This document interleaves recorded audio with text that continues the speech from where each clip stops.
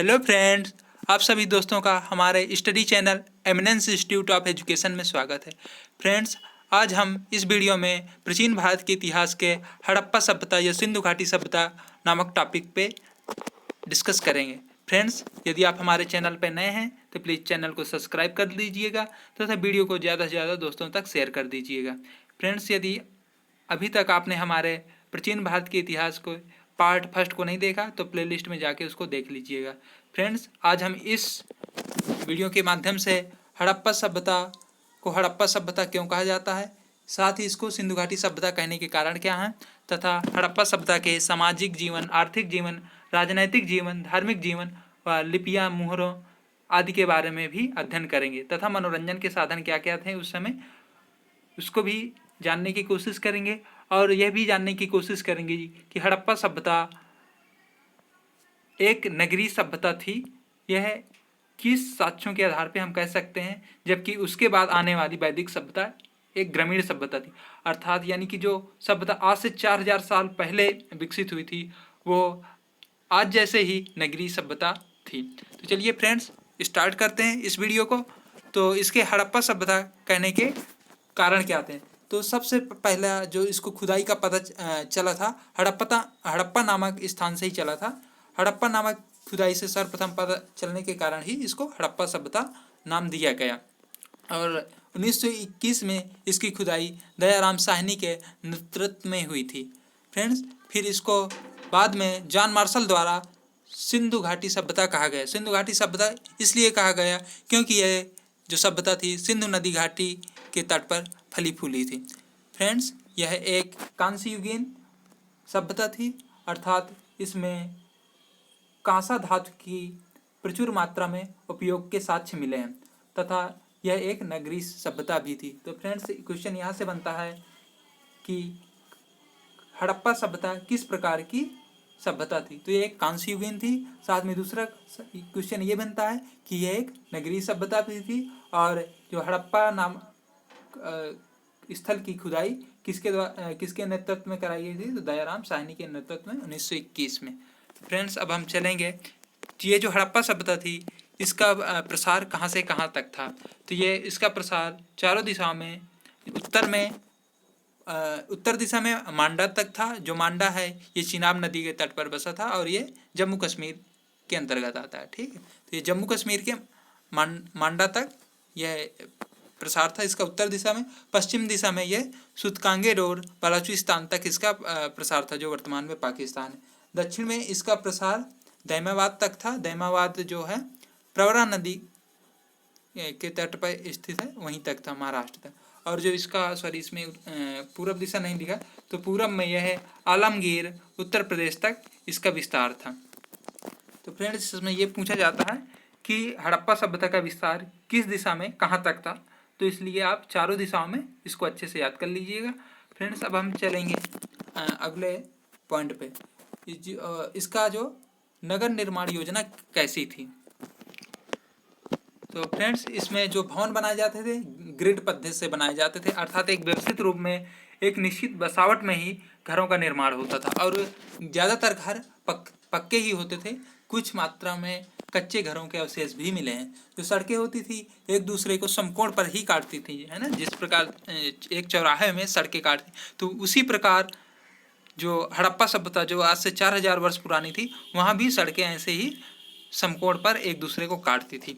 ये जो हड़प्पा सभ्यता था यह दो भागों में विभक्त था। हड़प्पा सभ्यता के जो नगर होते थे दो भागों में विभक्त होते थे, एक पूर्वी भाग में और पश्चिमी भाग में बसे होते थे। जो पूर्वी भाग होता था उसमें जन सामान्य आम लोग रहते थे तथा जो पश्चिमी भाग होता था ये ऊंचाई पर बसा होता था। इसमें नगर दुर्ग का निर्माण होता था और साथ ही इसमें राज दरबार से संबंधित पुरोहित संभ्रांत लोग इसमें निवास करते थे, अर्थात जितने भी उच्च वर्ग के लोग थे वो पश्चिमी भाग पे ही निवास करते और जो पश्चिमी भाग था का ऊंचाई पे था। फ्रेंड्स, और आगे हम कुछ इस सभ्यता की विशेषताएं देखेंगे कि जो इसका जो धौलावीरा नगर था यह 3 भाग में विभक्त था। एक दुर्ग नगर, दूसरा मध्यम नगर और तीसरा निचला शहर। और फ्रेंड्स, जो कालीबंगा और रंगपुर से कच्ची व पक्की ईंटों के भवनों के साक्ष्य भी मिले हैं। तो जो कालीबंगा और रंगपुर है, इनमें ज़्यादातर जो घर हैं कच्ची मिट्टी के साक्ष्य मिले हैं तथा पक्की मिट्टी के भी। फ्रेंड्स, अगला पॉइंट है हमारा, चनहुदड़ो एकमात्र नगर था जो दुर्गीकृत नहीं है। इसको आप अच्छे से दिमाग में थोड़ा सा बैठा लीजिएगा कि जो चनहुदड़ो एकमात्र नगर था हड़प्पा सभ्यता का जो दुर्गीकृत नहीं है। और जो विशाल स्नानागार अन्नागार के जो साक्ष्य हैं वो कहाँ से मिले हैं, और जो मोहनजोदाड़ो से इसके साक्ष्य मिले हैं। फ्रेंड्स, अब हम देखेंगे कि इस सभ्यता के जो प्रमुख आर्थिक क्रियाकलाप क्या थे। तो जो इसमें कृषि प्रधान ये सभ्यता थी, जो इसमें कृषि संगठित रूप में की जाती थी। गेहूँ, जौ, कपास आदि का उत्पादन किया जाता था। और इसमें जुते हुए जो खेत के साक्ष्य हैं वो कालीबंगा से प्राप्त हुए हैं। और जो मिट्टी के हल के साक्ष्य कहाँ से मिले हैं, ये भी बनवाली से मिले हैं। इसके साक्ष्य धान की भूसी के साक्ष्य लोथल और रंगपुर से मिले हैं। फ्रेंड्स, एग्जाम में ये पूछा जाता है कि कौन से साक्ष्य किस स्थान से प्राप्त हुए हैं, तो आप इसको अच्छे से याद रखिएगा। फ्रेंड्स, और ये जो हड़प्पा सभ्यता थी, इसमें पशुपालन भी किया जाता था। पशुपालन में गाय, भैंस, बकरी, भेड़ आदि का पालन किया जाता तथा कुगड़ वाला जो सांड था उसको सर्वाधिक लोकप्रिय स्थान प्राप्त था।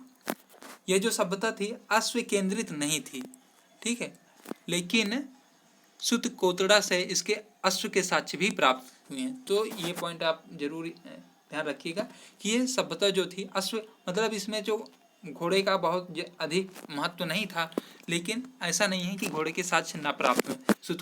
सुतकोड़ा से घोड़े के साक्ष्य भी प्राप्त हुए हैं। और फ्रेंड्स, इसमें जो व्यापार होता था दूसरे देशों के साथ भी व्यापार होता, और ये दूसरे देशों के साथ व्यापार जल व स्थल दोनों मार्गों के द्वारा होता था। तो फ्रेंड्स, अगला पॉइंट है जो हमारा है, ये जो व्यापार होता था, व्यापार संतुलन हड़प्पा सभ्यता के पक्ष में ही था। अर्थात जो व्यापार में हड़प्पा लोगों को ज़्यादा लाभ मिलता था। फ्रेंड्स, जो अगला पॉइंट है हमारा, सोना, टिन, फिरोजा, सेलखड़ी आदि धातुओं का आयात ईरान से किया जाता था। और जो तांबा, खेतड़ी का आयात कहाँ से होता था, ये राजस्थान से होता था। फ्रेंड्स, अब हम हड़प्पा सभ्यता के सामाजिक व राजनीतिक जीवन के बारे में देखेंगे। तो ये हड़प्पा सभ्यता एक मात्र सत्तात्मक समाज था। अर्थात इसमें जो माता को काफ़ी अधिक सम्मान मिला है, अर्थात महिला वर्ग को इस समाज में पर्याप्त सम्मान दिया गया है। फ्रेंड्स, और ये जो इसमें जो अगला इसका पॉइंट है, चूँकि अलग अलग वर्गों के जो घर होते थे अलग अलग प्रकार के होते थे, ठीक है, जो जितना मतलब उच्च वर्ग का घर होता था उतना ही अच्छा होता था, तो इसलिए आवासों में विषमता भी देखने को मिलती है। फ्रेंड्स, इसमें जो श्रृंगार के साक्ष्य भी मिले हैं। श्रृंगार में लिपस्टिक के साक्ष्य चनहुदड़ों से मिले हैं, जबकि चूड़ी के साक्ष्य कालीबंगा नामक स्थान से प्राप्त हुए हैं। और इसमें 2 स्टेडियम कुरन गुजरात से प्राप्त हुए हैं। जो स्टेडियम का प्रयोग प्रमुख धार्मिक सभाओं या अन्य कोई बड़े कार्यक्रमों के लिए किया जाता था। फ्रेंड्स, मनोरंजन के साधन के रूप में ये लोग पासे का उपयोग करते थे, पासा खेलते थे, और इसमें जो बाद में लोगों को दफना दिया जाता था, क्योंकि इसमें R37 नामक कब्रगाह हड़प्पा से प्राप्त हुआ है। फ्रेंड्स, अब हम चलेंगे हड़प्पा सभ्यता के धार्मिक जीवन के बारे में देखेंगे।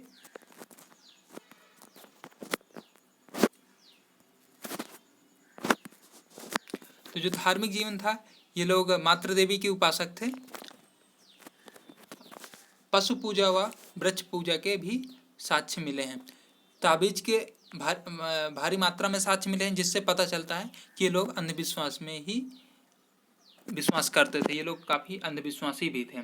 और इसमें पशुपति शिव जैसी आकृति वाली पर्याप्त संख्या में मुहरें मिली हैं। और इसके बाद हम देखेंगे कि जो हड़प्पा सभ्यता की लिपि, मुहर व मूर्तियों के बारे में। तो जो मुहरें बनी होती थी ज़्यादातर सेलखड़ी व तांबे की बनी होती थी, और जो मुहरें होती थी ये आकार में वर्गाकार या आयताकार होती थी, लेकिन जो केवल आयताकार मुहर ही लिपि से युक्त होती थी। ठीक है, इसको आप ध्यान रखिएगा कि आयताकार मुहर ही लिपि युक्त होती हैं। और इसमें जो एक श्रृंगी पशु की जो मुहर सर्वाधिक मात्रा में मिली है। फ्रेंड्स, आपने यदि मोहनजोदाड़ो मूवी देखा हो तो उसमें ऋतिक रोशन दिखाते हैं, जो उनके हाथ में मुहर रहती है वह एक श्रृंगी पशु की ही रहती है लास्ट में। फ्रेंड्स, इसमें टेराकोटा की पर्याप्त मात्रा में प्राप्त हुई। टेराकोटा क्या होती थी? जो ये पकी हुई मिट्टी की जो मूर्तियाँ होती थी या मुहरें होती थी, उन्हें टेराकोटा कहा जाता था। लिपि का प्रचलन था, किंतु अभी तक जो हड़प्पा सभ्यता की लिपि को पढ़ा नहीं जा सका। और जो सर्वाधिक मूर्तियाँ प्राप्त हुई हैं मानव मूर्तियों में, ये स्त्री की ही सर्वाधिक मूर्तियाँ प्राप्त हुई। इससे यह साबित होता है कि जो हड़प्पा सभ्यता के लोग थे, ये महिलाओं को पर्याप्त सम्मान देते थे तथा महिलाओं के प्रति उनकी पर्याप्त निष्ठा भी थी। फ्रेंड्स, कमेंट करके बताइएगा कैसा लगा ये हमारा वीडियो। मिलते हैं नेक्स्ट वीडियो में। Thank you.